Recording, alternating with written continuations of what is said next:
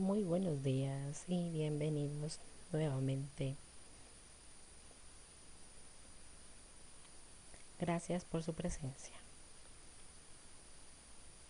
Espero se encuentren ustedes listos el día de hoy y bienvenidos sea.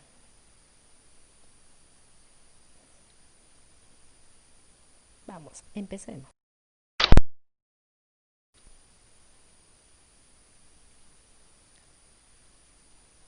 Para poder empezar, vamos a empezar haciendo unas preguntas. Realmente son 4 preguntas para que ustedes puedan analizar sobre la información que se les presenta. Pregunta número 1.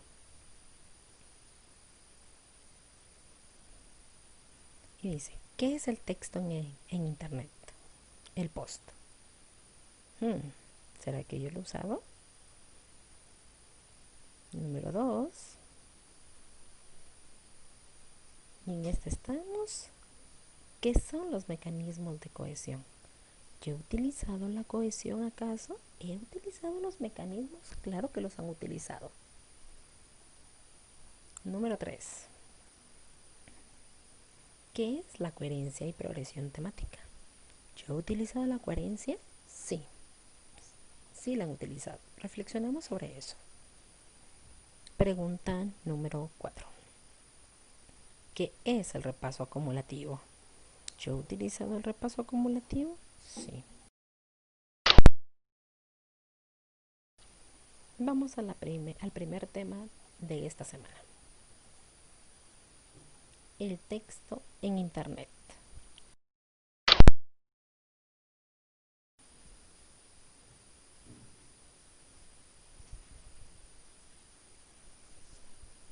Para hacer esa diferencia, vamos a ir de primero por los textos digitales.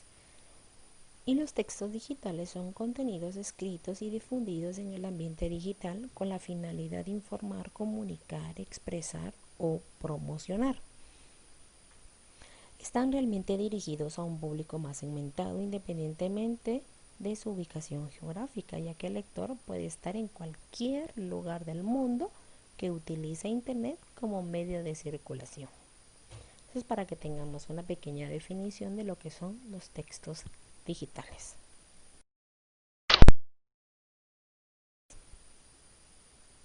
Al post. ¿Qué es el post?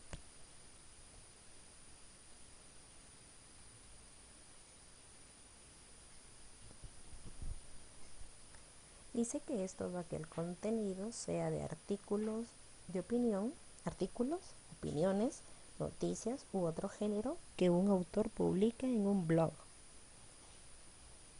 Este puede ser realmente de carácter corporativo o meramente ocioso, pero siempre tiene como meta arrojar información o reflejar una idea, además de facilitar a los usuarios, ¿verdad? Que encuentren en la web donde se encuentren algunos pues a través de buscadores y además plataformas online.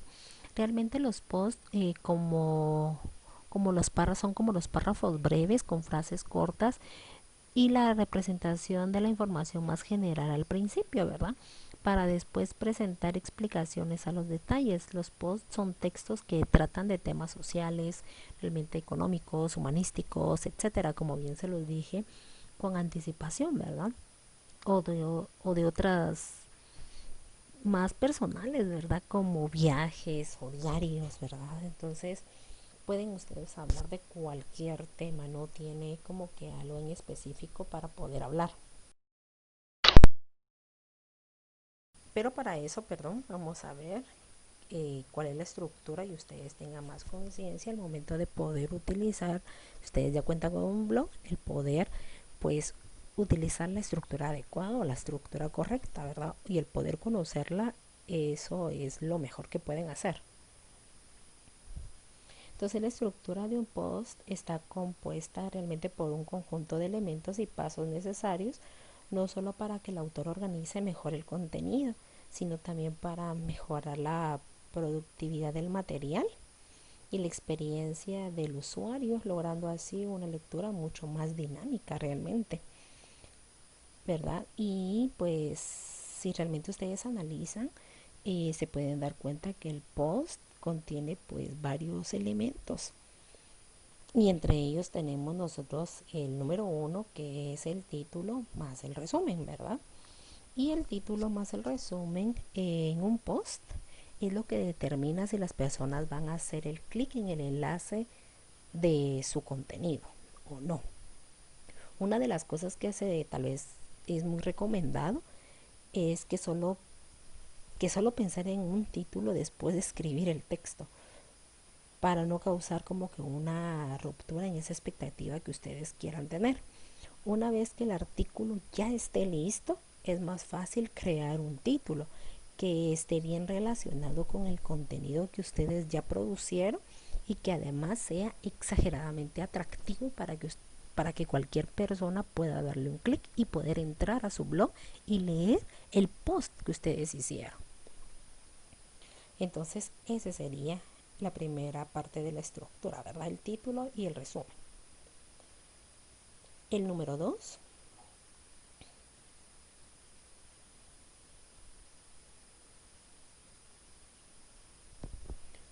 tenemos a la introducción. Y la introducción realmente nunca hay que subestimar las primeras palabras de un texto, definitivamente. Pues a ver que cada quien o que alguno que tenga un blog, ¿verdad? Lograr que el usuario haya hecho clic para acceder al contenido no significa que leerá el artículo, créanmelo. Por eso la introducción de su post necesita hacer que el lector se identifique con el tema que se está planteando. Si no presenta el contenido de manera atractiva, aunque tenga mucha calidad, ¿verdad? Todo el trabajo de levantamiento de información y el desarrollo del contenido puede echar a perder eh, realmente todo el trabajo que ustedes hicieron, ¿verdad? Teniendo en cuenta que no logrará que el lector se quede en la página, ¿verdad? Sino que solo entre, ingrese y lo vea y diga, ay no, qué pesado, entonces yo me salgo, ¿verdad? Y aún así, pues realmente sabemos muchas veces empezar un texto puede ser una de las partes más difíciles del proceso de producción. El poder introducir el tema creo que es una de las partes más difíciles que pueden tener, pero no es imposible, ¿verdad? Simplemente darle un carácter agradable y que sea pues meramente relacionado al tema que ustedes vayan a tener, vayan a tratar, perdón. En el paso número 3 nosotros pues tenemos, pues se tiene la estructura,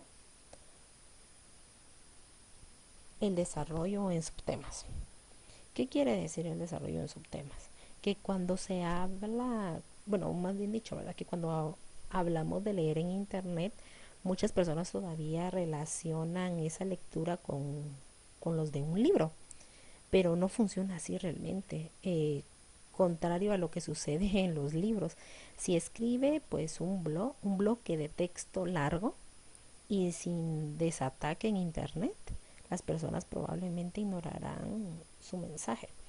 Esto es porque el mundo en línea, las personas suelen ser multitareas, ¿verdad? Al mismo tiempo que visitan tu sitio, charlan con los amigos o en alguna red social, responden sus emails, buscan alguna información motora en búsqueda, ¿verdad? Etcétera. Entonces, por esa misma razón es que cuando quieren investigar entre veces, pues no lo hacen de la forma más adecuada, ¿verdad?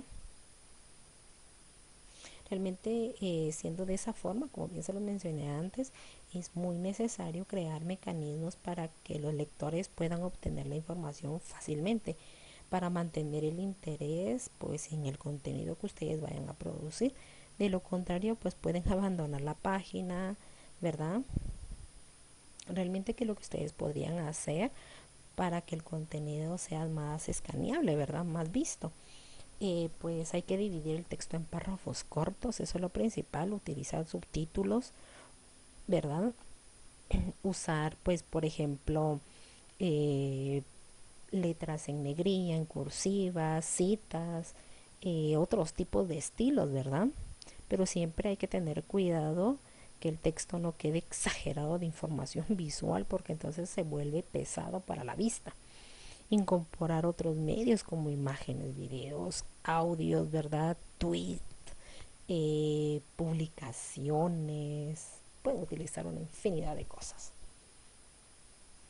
En el número 4 tenemos pues el cierre.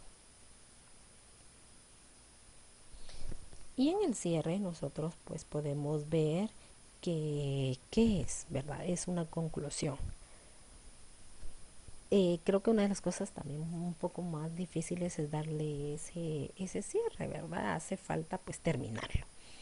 Y no crea que por haberse empeñado en hacerlo, ¿verdad? Todo lo que se produjo antes, se puede escribir cualquier final de un texto. No es así, ¿verdad? Porque hay que dejarle una sensación al lector, ¿verdad? Un final al lector en el cual necesite investigar más de lo que ustedes estaban hablando en su post. Sí, como vamos a hacer una comparativa como cuando ustedes pues miran una película o leen un libro, ¿verdad? Que, que no cuenta muy bien el final de la historia y entonces cuando hacemos eso es porque ha faltado algo. Por eso es tan importante concluir bien el contenido en el post, ¿sí?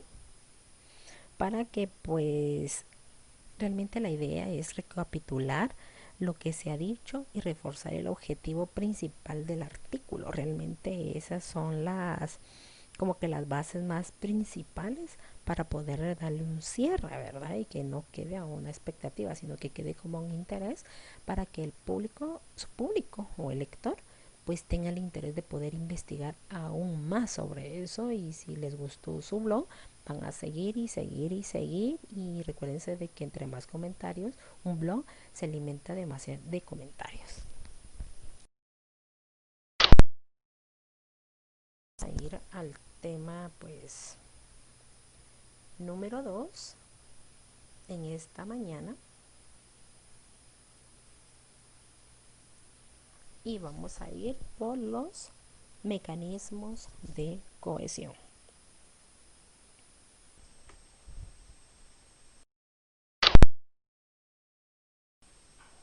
Ok, vamos pues.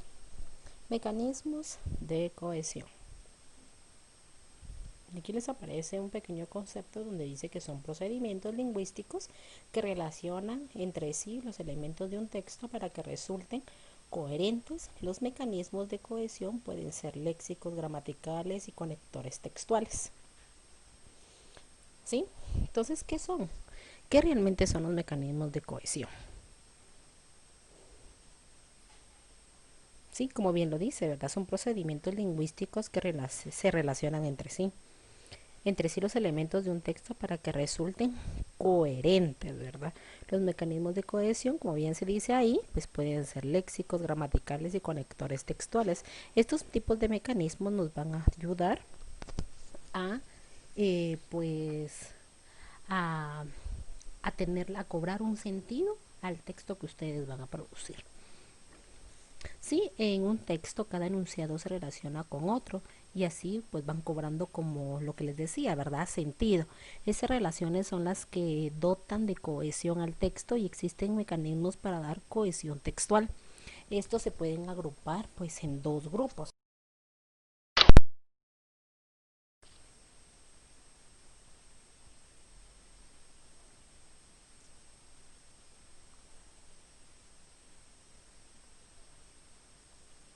Estos tipos de cohesión, como bien les decía, se pueden agrupar en dos grandes grupos.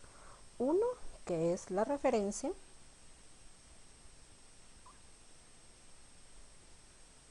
y dos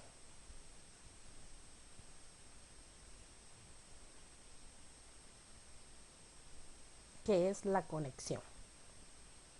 ¿Sí? Entonces vamos a ir viendo uno a uno.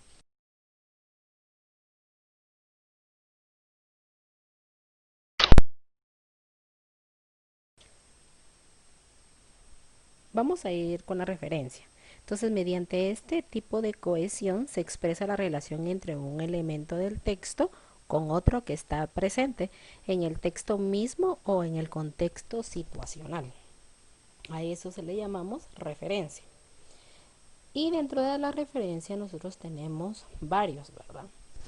En donde nosotros tenemos pues la anáfora, catáfora y elipsis. También tenemos pues los procedimientos léxicos.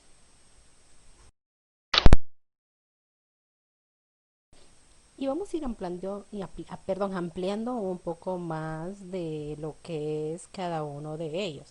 Entonces, anáfora dice que es la repetición de una palabra dos o más veces al inicio de una oración o a la repetición de un elemento de la oración utilizando pronombres indicativos como él, aquel, este, ella, quién, aquella, esta, etcétera, para referirse a algo o a alguien ya mencionado con anticipación. ¿Sí?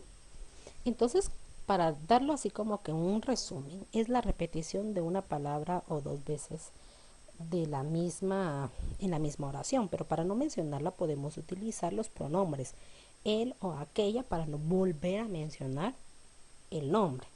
Entonces aquí vemos un ejemplo en el cual aquí dice, ¿verdad? Aquí, y lo que está subrayado dice, fue Troya, aquí mi desdicha, ¿verdad? Entonces aquí hay una anáfora. ¿Por qué? Porque estamos haciendo la repetición de una palabra.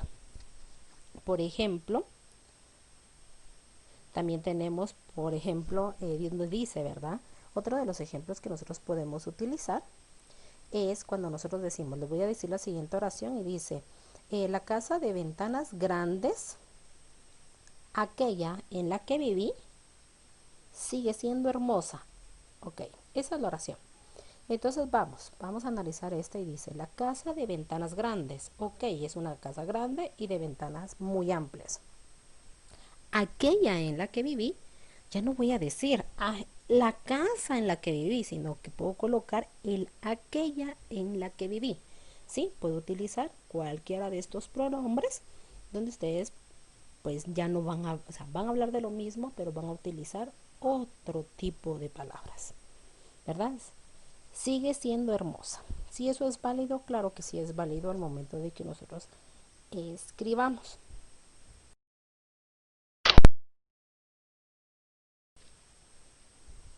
Y vamos con las catáforas, con la catáfora. ¿Qué es una catáfora? Pues es una anticipación intencional de algo que se explicará más adelante en la misma oración. Dice, si una palabra o expresión pues remite a un elemento posterior, ¿verdad? Es aquella palabra o expresión que se refiere a algo que se dirá posteriormente. O mejor dicho, ¿verdad? Es un tipo de anticipación de eventos o elementos en una oración.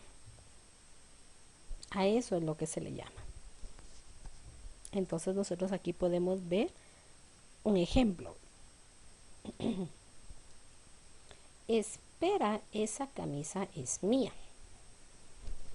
¿verdad? Espera, esa. Ahí me está indicando que es algo, me está explicando que algo más va a pasar, ¿verdad? Me está explicando más adelante qué es lo que yo voy a completar esa oración. Por ejemplo, también nosotros podemos decir, todos llegaron cansados, Juan, Manuel y Joaquín. ¿Sí?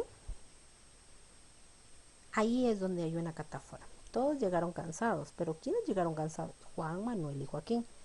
Ahí hay algo que va a ser referente a algo que se dirá después de lo que yo ya empecé a decir en la oración. O por ejemplo cuando dice, ayer fui al mercado a comprar frutas. Y entonces ahí voy describiendo, ¿verdad? Compré manzanas, con melones, naranjas, fresas, ¿verdad? Entonces ahí es donde es algo que ya se va a explicar más adelante en la oración misma. ¿Sí? Por ejemplo, volvamos a este espera, esa camisa es mía. Aquí está antes de esa palabra esa. No sabemos a qué se refiere realmente a la oración, ¿verdad? Los elementos utilizables para esta catáfora pueden ser adverbios, determinantes o preposiciones, ¿verdad? En el cual me van a hacer el claro ejemplo de lo que puede pasar un poco más adelante cuando yo sigo hablando.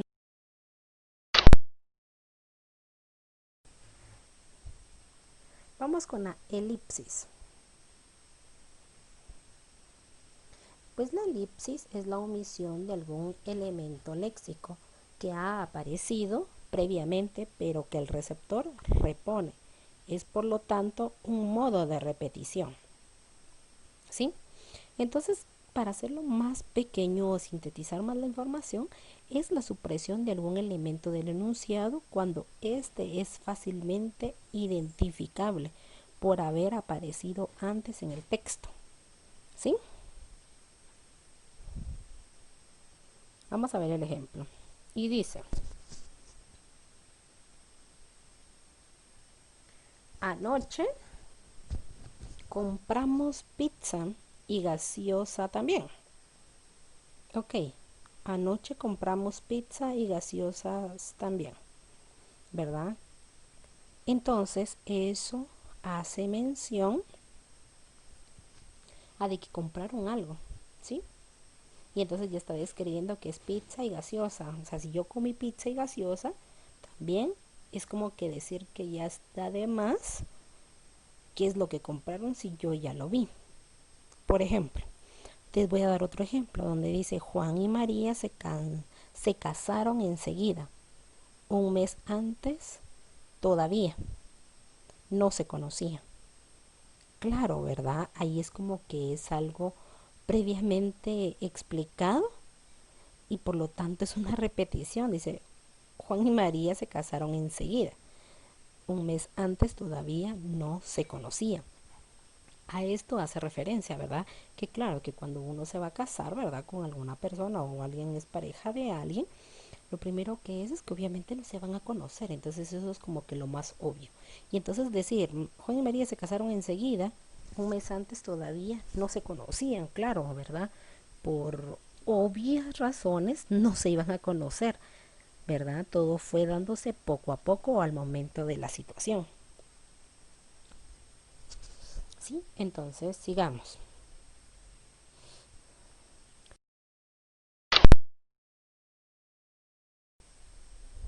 Y vamos por el punto número 4 de lo que son las referencias y vamos por los procedimientos léxicos. ¿Sí? Entonces los procedimientos léxicos es la sustitución por palabras con significados. Y en ellas pues nosotros podemos utilizar varias palabras por.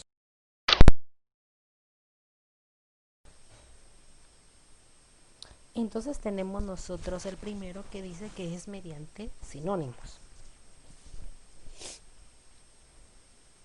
Y aquí vamos a ver algunos ejemplos.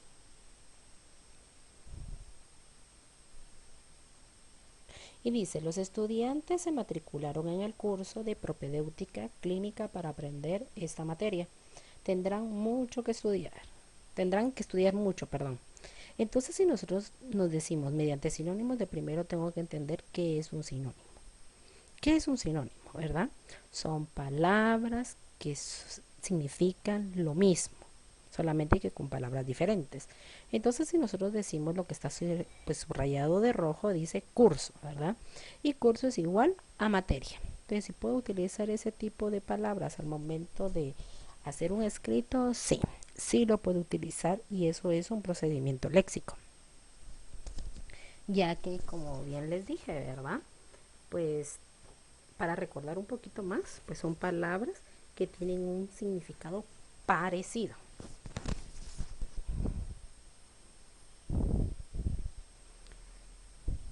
Y aquí está el otro ejemplo, en donde dice, pues mediante antónimos, ¿verdad? Mediante antónimos, si por ejemplo los sinónimos son palabras que tienen el significado parecido, lo que van a tener el antónimo es que son palabras que tienen diferente significado. Por ejemplo, para ganar la competencia se requiere preparación más o menos improvisación. Para dar una definición hay que recordarse que es lo contrario, ¿verdad? Entonces preparación es igual a improvisación. Es lo contrario a la palabra.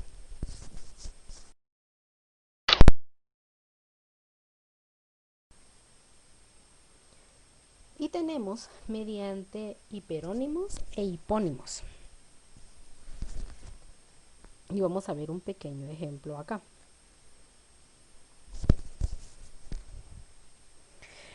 El hiperónimo es una palabra con significado más amplio que la que se requiere, de la que se quiere reemplazar, y a eso se le llama hipónimo.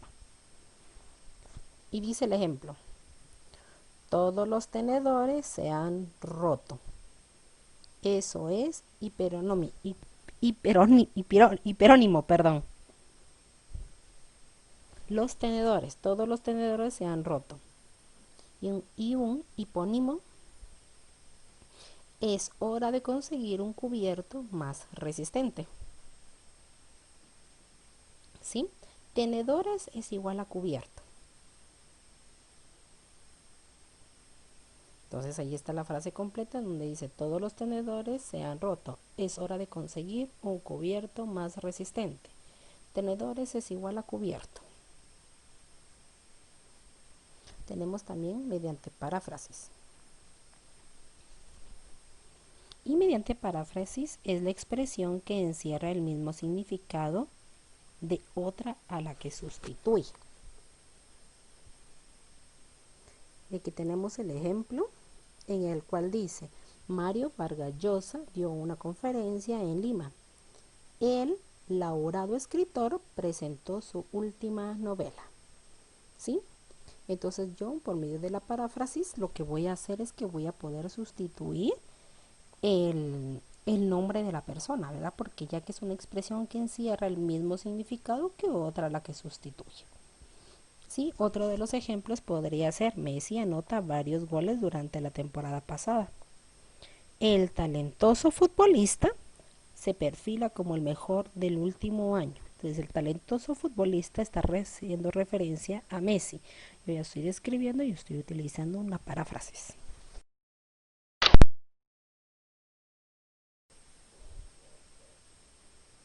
También tenemos los mediantes con referencia. Y vamos a ver el ejemplo acá.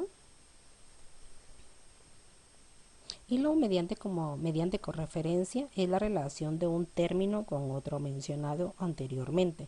A pesar de ser diferente, ambas aluden al mismo referente. O sea, el equipo alemán venció al argentino en la final. ¿Verdad? El equipo alemán venció al argentino en la final. El ganador obtuvo la copa por cuarta vez. Entonces, como bien dice, ¿verdad? Mediante referente o correferencia, perdón, es la relación de un término con otro mencionado anteriormente, a pesar de ser diferente. Ambas aluden al mismo referente. En este caso, el equipo alemán venció a la Argentina en la final. El ganador obtuvo la copa por cuarta vez. Y aquí ustedes lo pueden ver. El equipo alemán, ¿quién fue el que ganó? El equipo alemán. ¿Quién es el ganador? El equipo alemán. Y el equipo alemán es el ganador, ¿verdad? Estamos diciendo lo mismo. Obtuvo la copa por cuarta vez. También tenemos, pues, mediante contigüidad semántica. ¿Podemos utilizar los procedimientos léxicos mediante contigüidad semántica? Sí. Y en el ejemplo, pues ahí lo pueden ver. Realmente la contigüidad semántica pues consiste en el empleo de diversos términos relacionados con el tema principal de un texto. Y dice, mi computadora se malogró, el teclado se había obstruido y la pantalla se apagaba por momentos. Entonces aquí estamos haciendo referente a mi computadora. Se malogró y ahí estoy describiendo, el teclado y la pantalla también, ¿verdad? Empezaron a fallar. A eso es, ¿verdad? Consiste en el empleo pues, de diversos términos relacionados con el tema principal del texto.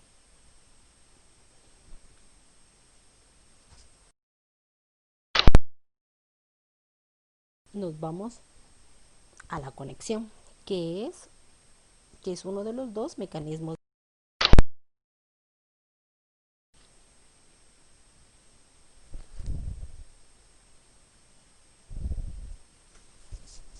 Los procedimientos léxicos, dice. ¿Cuáles eran esos procedimientos léxicos?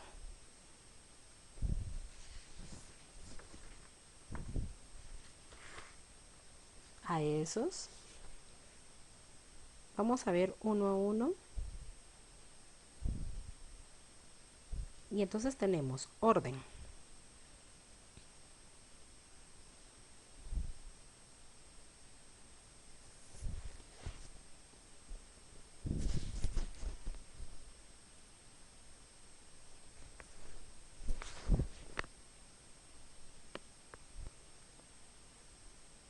de orden.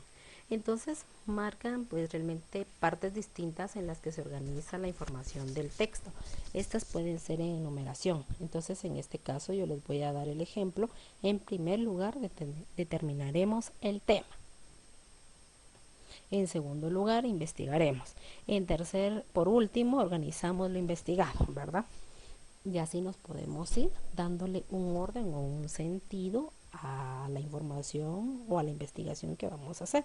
Primero, lo que debes de hacer es esto. Segundo, vamos a hacer esto. Tercero, esto. Cuarto, aquello. Entonces ese sería procedimientos léxicos por orden. Vamos al segundo. Y en este caso sería por secuencia. Y cuando nosotros hablamos de secuencia, pues indica una sucesión temporal. Y en esto nosotros podemos utilizar pues un tipo de conexiones como el antes, después, luego, mientras, cuando y enseguida, ¿verdad? Y así sucesivamente. Entonces vamos a usar el antes y dice, iremos al gimnasio antes de las clases. ¿Sí? A eso es lo que se refiere. Dándole una secuencia como un sentido, ¿verdad? Una sucesión temporal a la situación que estamos viviendo. Otro de los procedimientos léxicos es la adición. Y en la adición, nosotros pues podemos decir que se usa para aumentar la información y con ello nosotros pues podemos utilizar el y, el ni, el también, además, etcétera, ¿verdad? En este caso o en el ejemplo nosotros vamos a utilizar el además y dice, ese estudioso además es el líder del grupo. ¿Sí? Ya estamos utilizando un conector léxico para poder unir una oración de otra.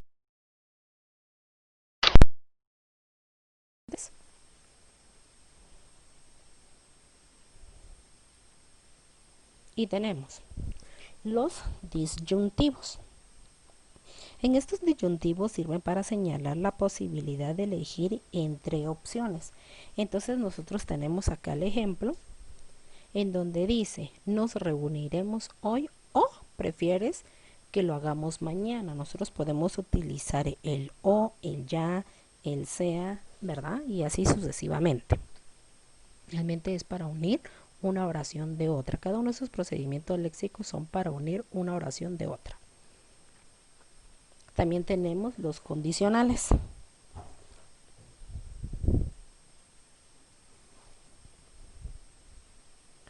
Y pues los condicionales proceden a una condición o expresan una posibilidad. Y entonces vemos el ejemplo y dice, si haces ejercicios sin excederte, te sentirás mejor, ¿verdad? Estos condicionales ¿verdad? Como bien lo dice, ¿verdad? Proceden a una condición o expresan una posibilidad. Si haces ejercicios sin excederte, te sentirás mejor, ¿verdad? Una posibilidad. Si haces ejercicios, me puedo sentir mejor, pero eso sí, sin excederme del ejercicio, porque si no voy a sentir cansancio. Tenemos los de contraste.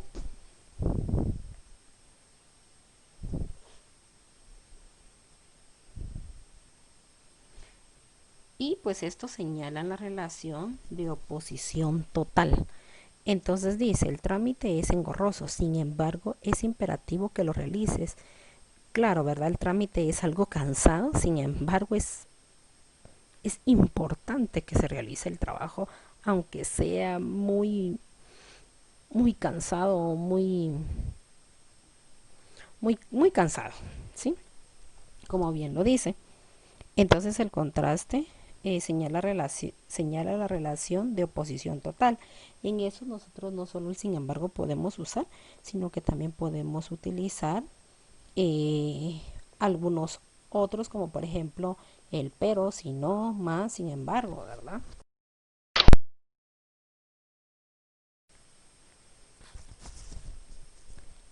Y aquí pues encontramos otros tipos de procedimientos léxicos en el cual está la causa o los causales también se le llama, que proceden del motivo o la razón de lo anterior expuesto, ¿verdad? Y entonces tenemos como por ejemplo, reprobó el examen ya que no estudió. También tenemos pues los de consecuencia, perdón, en los causales reprobó el examen ya que no estudió, ¿verdad? Porque procede de un motivo o la razón de lo expuesto anteriormente. Y podemos utilizar varios conectores, el por qué, pues, ya que y etcétera, ¿verdad? Los de consecuencia pues anuncian el resultado de lo que se ha mencionado previamente. El precio del dólar es más bajo, por eso las inversiones se dispararon, ¿verdad? Ya hay como que anuncian los resultados de algo.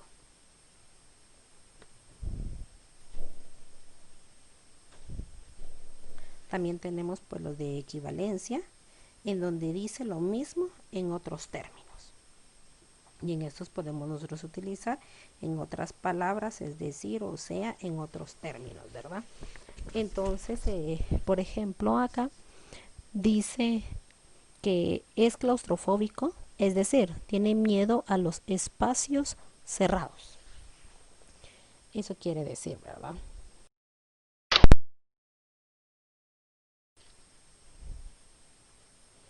Otro de los que tenemos también son los de concesión.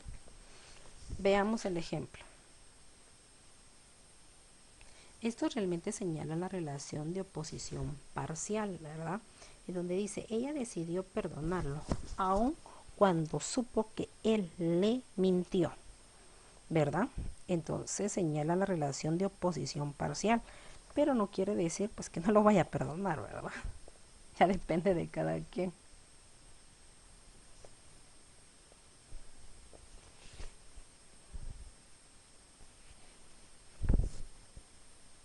También tenemos a los otros que son pues de evidencia, ¿verdad? Los de evidencia pues señalan lo obvio. Y entonces dice el ejemplo, se arregló para la fiesta, evidentemente se veía elegante, entonces es a lo obvio.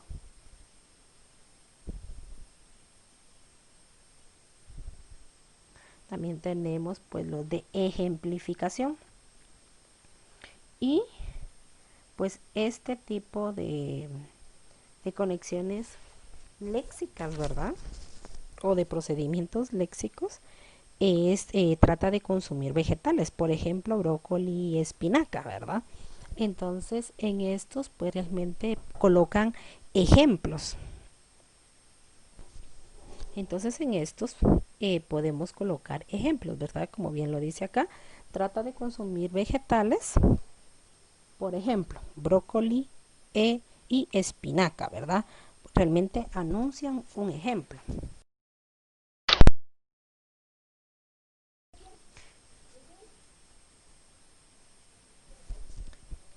Vamos con el siguiente tema. Y vamos con el tema número 3, que es la coherencia y progresión temática.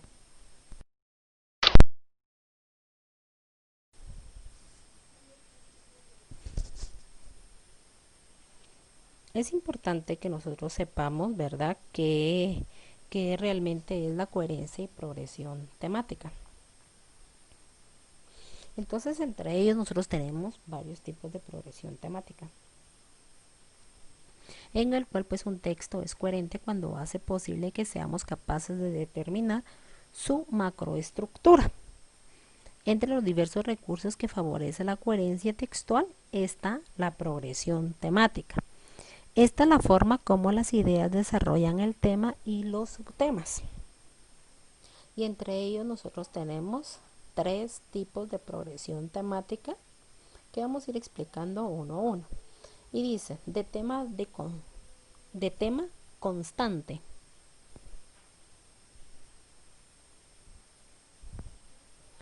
de temas derivados.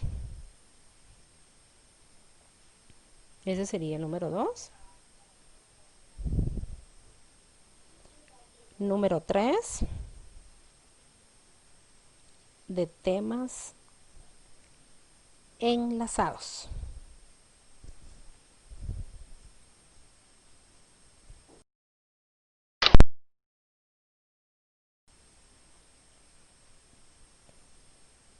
De tema constante. Y aquí hay un pequeño párrafo, dice que cuando todas las ideas se refieren al mismo tema.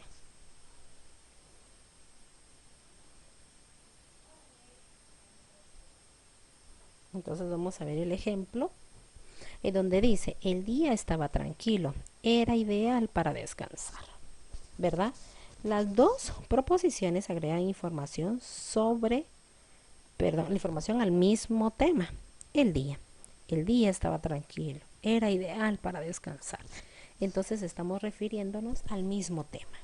A eso es lo que se le llama, pues, el tipo de progresión temática de tema constante.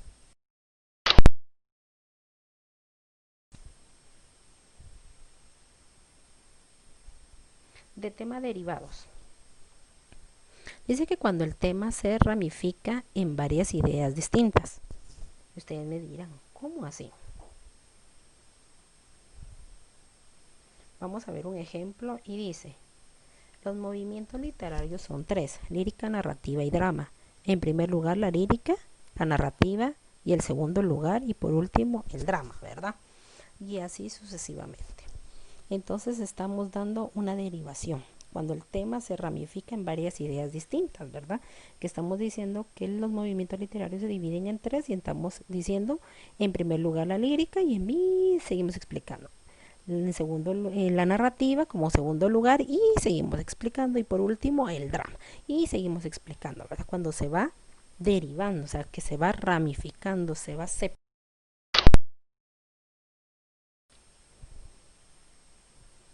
Y tenemos de temas enlazados.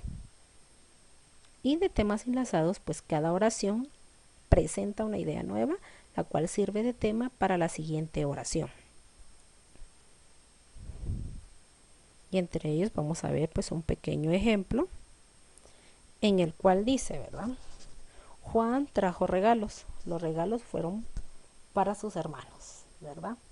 Entonces, estamos diciendo de que una oración presenta una idea nueva, a la cual sirve de tema a la siguiente oración. Entonces, Juan trajo regalos. Ok, esa es la primera oración. La segunda oración, los regalos fueron para sus hermanos. Ahí es donde decimos que están enlazados, ¿verdad? Que no hay ninguna separación. Al momento de redactar, hay que tener cuidado pues de no cometer errores, ¿verdad? Y entre ellos tenemos 3 errores, ¿verdad? Al momento de que nosotros podemos redactar. Entonces, tener mucha precaución, ser muy precavidos para no cometer esos errores, porque si no, pues caemos a no va a tener cohesión ni coherencia. Entonces tenemos pues la primera, que es la falta de claridad. La número 2, que serían los vacíos.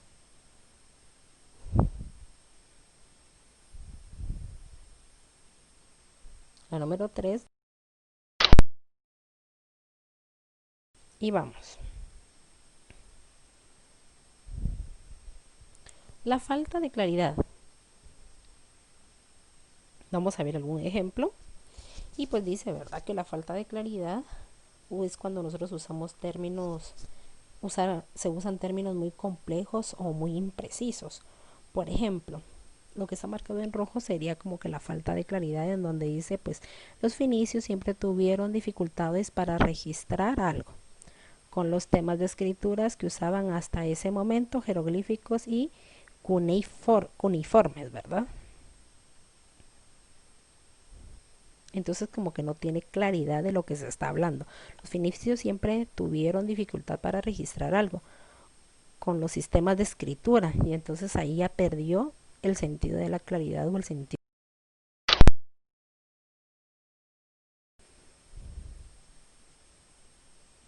Tenemos también los vacíos, ¿verdad? Que los vacíos pues deja una explicación inconclusa o plantear una que no logra ser coherente.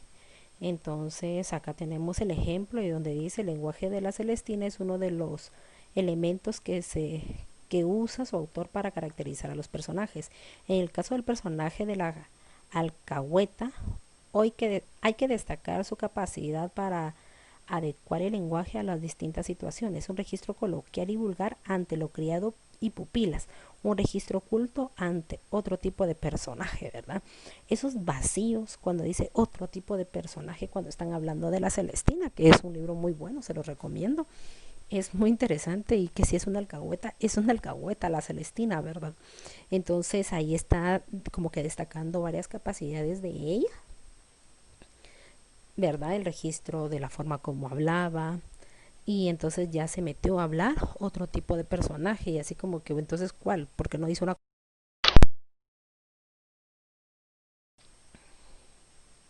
Y tenemos pues las de redundancia, y aquí nosotros podemos ver pues un pequeño ejemplo.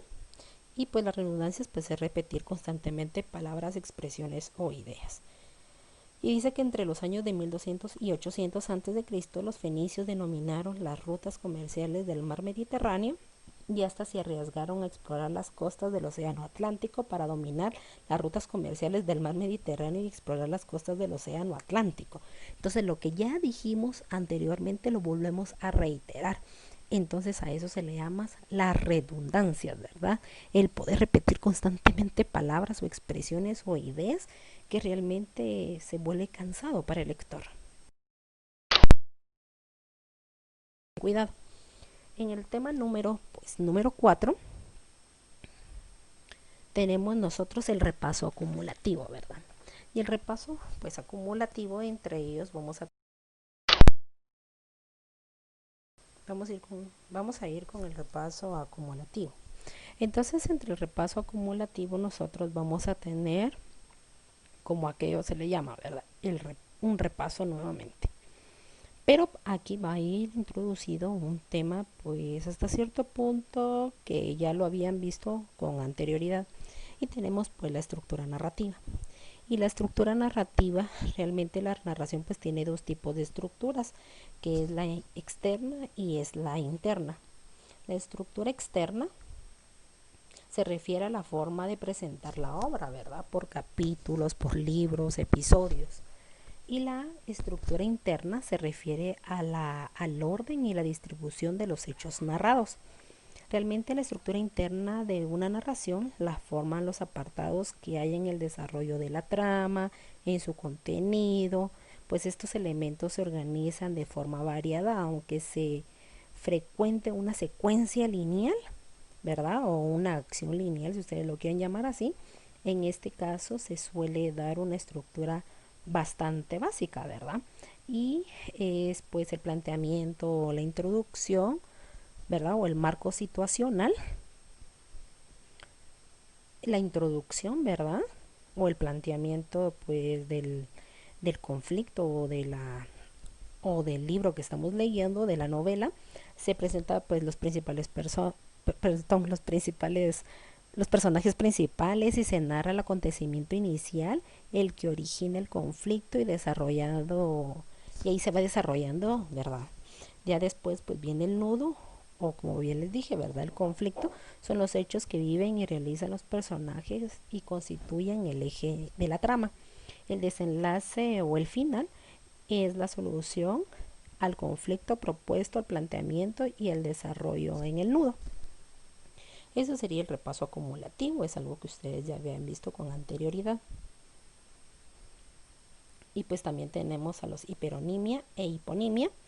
Y la hiperonimia y la hiponimia son fenómenos semánticos que se relacionan con la jerarquización de los significados, ¿verdad?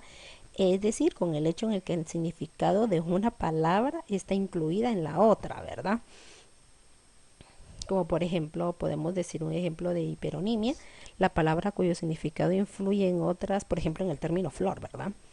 ¿Qué clase de flor? Azucenas, tulipanes, rosa, cualquier otra, ¿verdad? Entonces la hiperonimia es la flor. Y el tipo de flores ya sería la hiperonimia, ¿verdad? La margarita, las rosas, geranios, lirios, lo que ustedes quieran. Sí, a eso se le llama pues la hiponimia. Tenemos el número 3.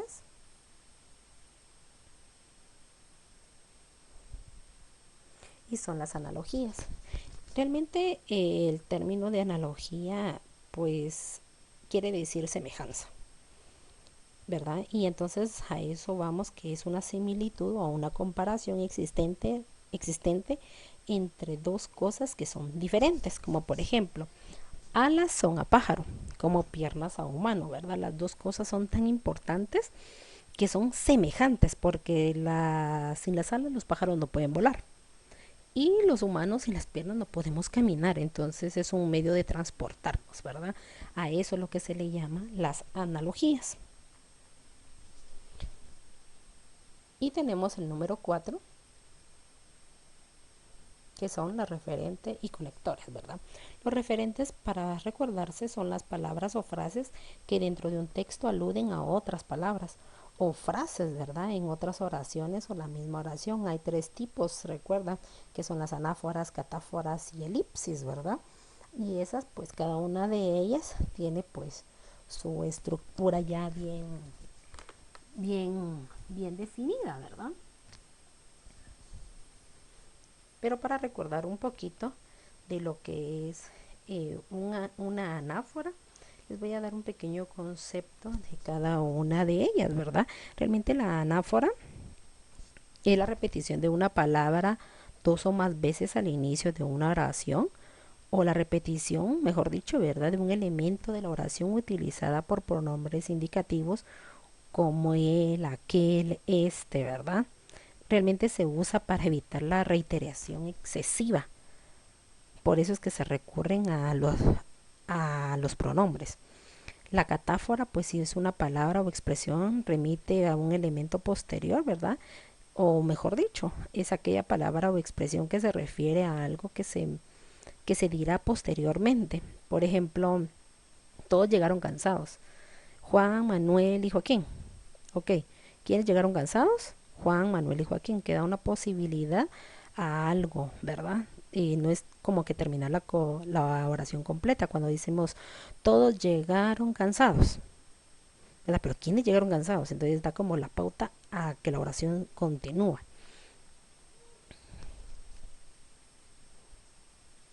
A esto es lo que se refiere realmente, pues todo lo que es a los referentes, ¿verdad? También pues tenemos a la elipsis, sin dejarla pues atrás, ¿verdad? La elipsis, la elipsis es la supresión o es la omisión de algún elemento léxico que ha aparecido previamente, ¿verdad? Por ejemplo, cuando dice Juan y María se casaron enseguida. Un mes antes todavía no se conocían, eso está de más. Es como decir la omisión de un elemento que ya ha aparecido previamente, o sea, se casaron porque se conocieron y por obvias razones ellos no se conocían en su momento. ¿verdad? Los conectores, como ustedes bien saben, pues su palabra sin mayor énfasis, pues son para conectar, ¿verdad? Los conectores pueden utilizarse tanto en textos o escritos u orales. Su principal función, como de verdad su nombre lo indica, es para conectar distintas partes de un texto o distintas pues palabras o frases, oraciones o párrafos completos, ¿verdad? Para darle sentido pues a lo que ustedes están hablando o a lo que están diciendo.